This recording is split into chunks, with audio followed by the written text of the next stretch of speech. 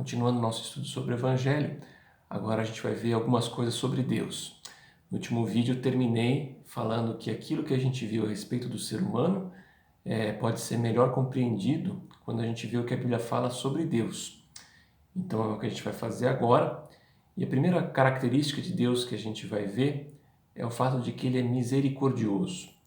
O que significa isso, né? Significa que a gente viu que Deus considera o ser humano pecador, considera que nós não vivemos da maneira como Ele determinou e que Ele possui um castigo que Ele considera justo para isso. E nós vimos que esse castigo é a morte.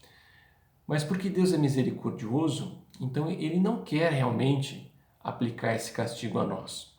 A Bíblia diz em 1 João 4,8, né, que quem não ama não conhece a Deus porque Deus é amor. Então, o fato que Deus nos ama, Ele quer o nosso bem.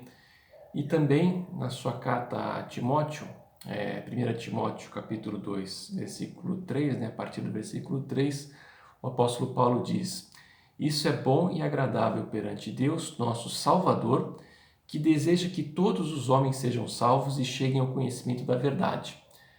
Então Deus, ele nos considera pecadores, ele tem um castigo que ele considera justo para os pecadores, mas ele não deseja que nós passamos por esse castigo. Inclusive Paulo diz que ele é o nosso Salvador, ou seja, ele quer nos livrar desse castigo.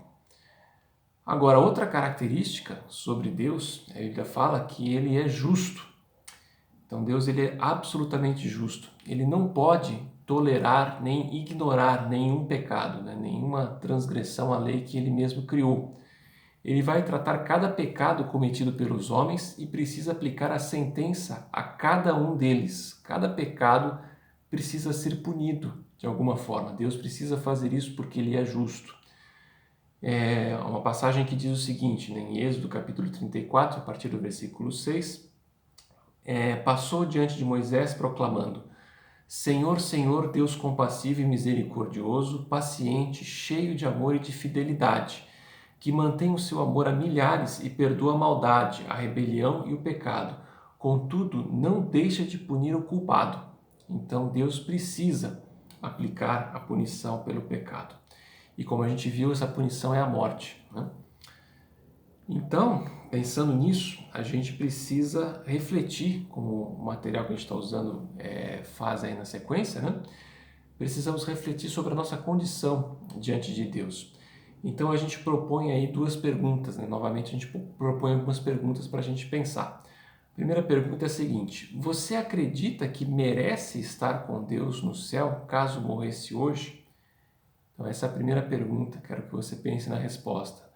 Se dependesse do nosso merecimento, daquilo que nós, baseado em como nós vivemos, aquilo que nós fazemos, se dependesse do nosso merecimento, nós merecíamos estar com Deus no céu? Nós merecemos estar com Deus naquele lugar ideal que Ele preparou, que Ele está preparando para nós, né?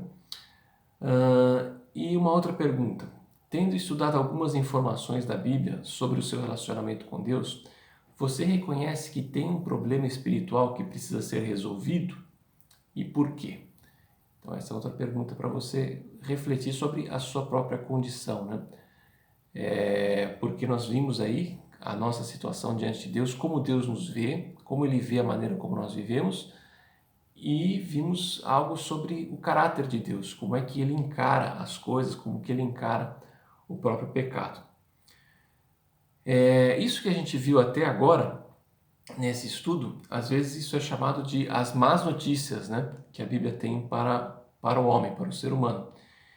Mas o Evangelho, né, esse estudo que a gente está fazendo, eles têm esse nome Evangelho, e a palavra Evangelho, que também é usada na Bíblia, né, para falar sobre aquilo que Jesus ensinou, aquilo que Jesus deixou para os seus discípulos, a palavra Evangelho significa boas notícias. Então a Bíblia tem boas notícias, apesar do que a gente viu até agora.